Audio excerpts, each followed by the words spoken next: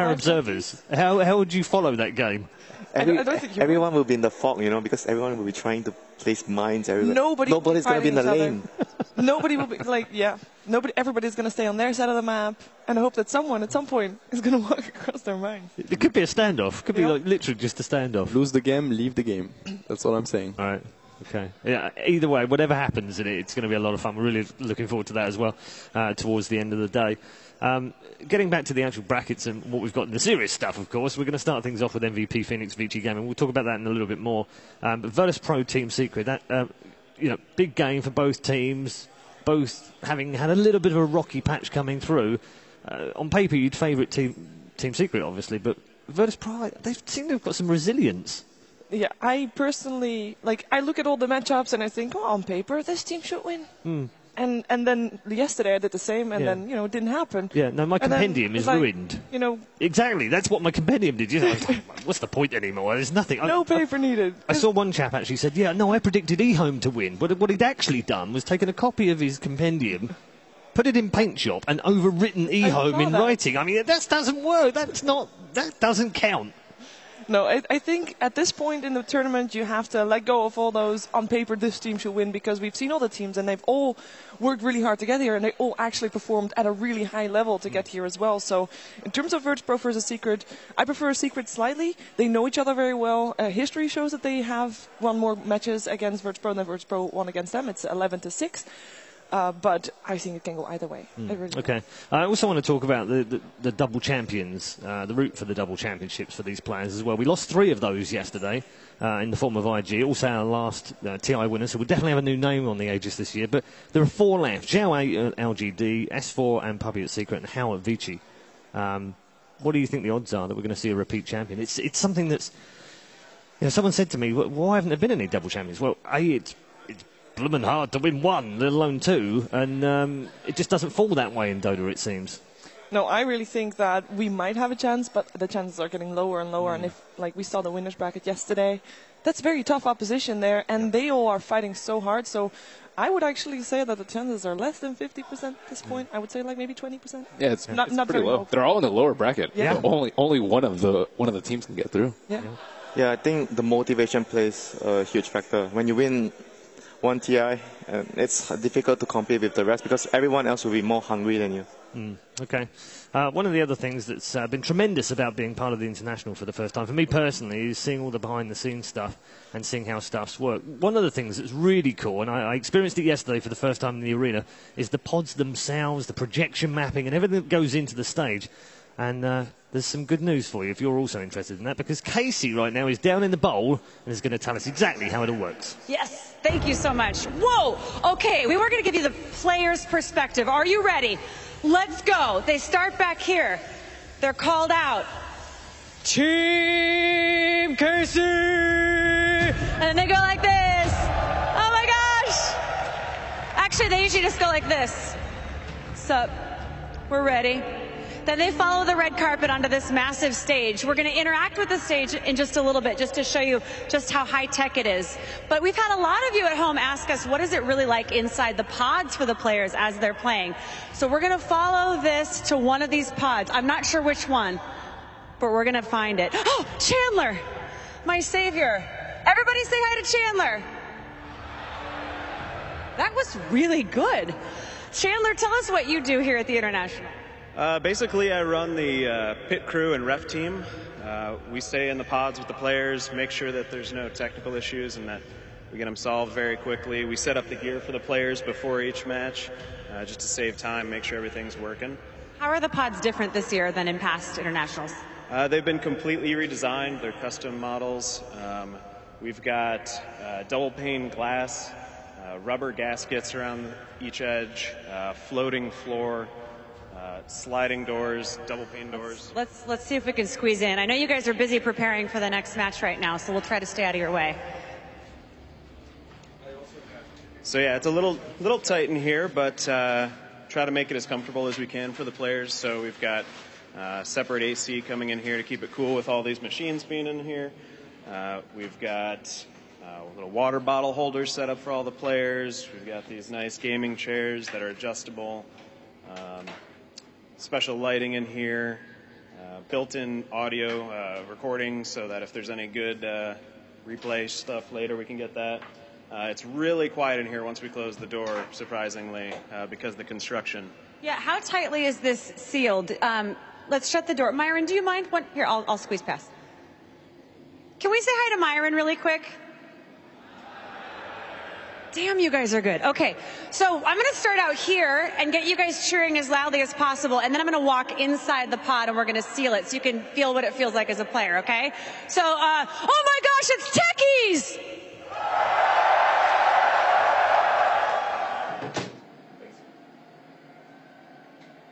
That's really creepy. I hear nothing. I can hear a little vibration. There's a dull roar, but that's about it. And even when the casters get really excited, it's hardly anything. So, thank you so much for the tour. I really appreciate it. Yeah, we've also got this little audio setup back here, right over here, Myron.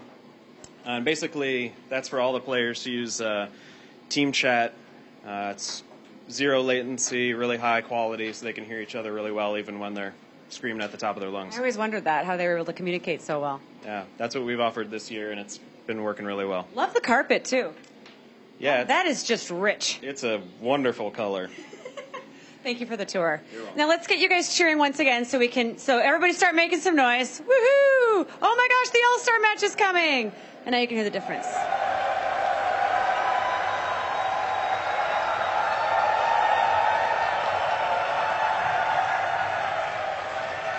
Very good. We have one more surprise in store. You've heard us talking about the All-Star match, yes? Who's excited for No Tail? And what about Chuan? Okay, good. Believe us when we tell you, you do not want to miss the All-Star match. If you thought Techies was a big surprise last year, you will not believe what we have up our sleeves for the one tonight. So make sure you're watching. Okay. Oh gosh, something's happening. I want to show you a little bit around the stage. So Myron, if you wouldn't mind panning up. So this is where you see all of the goodness happening. That's where all of the lights and the effects come from. That's about 3 stories of stuff starting from the bottom of the panel there where the screens are. So a lot of work, a lot of effort to make this better. And I hear I can ask for some things on the stage. So we're going to just bear with me. What if I felt like fire? Burning flames of fire. There we go. See? You see it? Okay. Guys, can we do something else? Oh my gosh! No! What else can we show them? Wow! Anything else you got up your sleeve, production? Ah! Okay. Anything less scary? Ooh. Anything else? Okay, that's it. Oh, good. Just, you guys let me know if there's anything behind me, right? No, you would never tell me. I don't believe you. What are you yelling?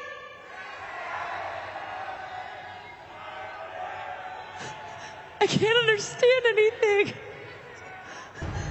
Oh, God. We'll talk later. We'll have a one-on-one. Oh, yeah, let's show the crowd. Can you guys show your caffeinated levels really quick?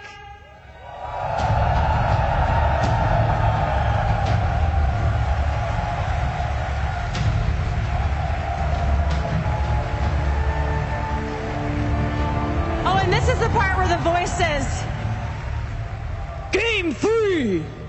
Or something like that. We want to thank you guys so much for being the most amazing community ever. You guys rock. Thank you for making TI5 so fantastic. Are you enjoying it this year? Yes! We're going to continue to make all of you at home feel like you're here watching it with us. That is our job. We're going to make you feel like you're right here, especially when it comes to the All-Star match. Again, you do not want to miss it. Take it from me. I do not exaggerate. I'm going to send it back to you guys. Thank you very much, Casey, down there. Brilliant. The technology behind this stuff's fantastic. I love it. Yeah, I really like how the soundproof boost, you can't hear the casters. When you're casting, you're like, they just use that purple stuff that costs 100 gold. It really kills a lot of what you can say, and especially the Roshan. Yeah, absolutely. He may be walking towards a part of the map I'm not allowed to speak about right now, doing something I'm not going to tell you about. Yeah, that's tough. That's really hard. We're going to move on, and we're getting close to our first game of the day, and in the midst of all of that, we talk about MVPs all the time, not MVPs as in Hot 6 and Phoenix versions, but actual players, the most valuable players of the tournament. It's getting to that stage now. We've had enough games to kind of get a feel for it. So I wanted to get an idea from all of you, if you've got someone in mind for the MVP of the tournament. I've got a short list that both myself and Mad have put together. There's 10 on it. I'm pretty sure all of you are going to pick some of these guys, but I'm going to start with Malini. Aggressive, probably. I think he's shown that he is the carry that can help his team the most. And he's like integrated into the team as opposed to like a separate part. Right. That's not fair. I wanted to say. You can say aggressive as well. You're in Team Malini today. That's fine. Yeah, for me, it's aggressive because he's been like creating a trend where the carries have to join the fight. Otherwise, you're going to lose all the early game fights. So For me, it's pretty simple. FY. I mean, amazing Rubik play. Probably for me, the best plays that I've seen this tournament. Is hands down FY for me. Okay. And I pick Arteezy for this tournament so far. I think his performances, they've always been like super stable. He's played mid and he completely dominated. He's played carry, he dominated. He played heroes such as Luna. We're not really used to see Luna on Arteezy at least, and it wasn't really a Luna lineup, so he had a role that was really difficult to execute in my opinion, and he did amazingly well, so hands down. I'm glad you guys kind of picked up on aggressive as well. CDEC have had an amazing journey all the way through. I think we should take a look at it in a little more detail.